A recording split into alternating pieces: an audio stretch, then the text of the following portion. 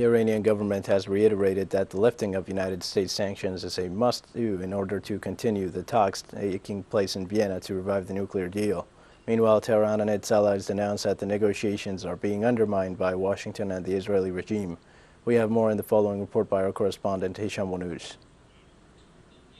Syrian Foreign Minister Faisal al-Mekdad, speaking in Tehran, reiterated Syria's support for Iran's positions with respect to the Vienna nuclear negotiations.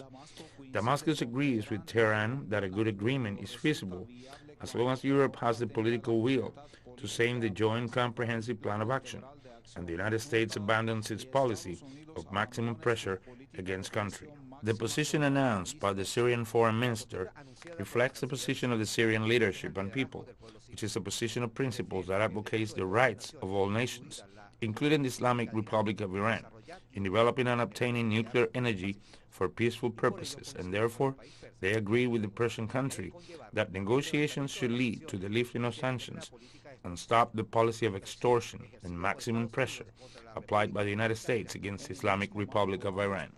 In the same context, the two allies denounced that the occupying Israeli regime is putting pressure on the West and is carrying out a campaign of lies and accusations against Iran in order to derail the Vienna negotiations. This is part of an Israeli plot to destabilize the West Asian region, as Damascus and Tehran denounced. The world community must stop this aggressive policy of the Zionist regime aimed at undermining negotiations that could lead to an international agreement with Iran that does not benefit the interests of the Zionist entity. And that is why they conduct this campaign of lies every time a new round of negotiations begins, even though it harms the interests of Israel's Western partners.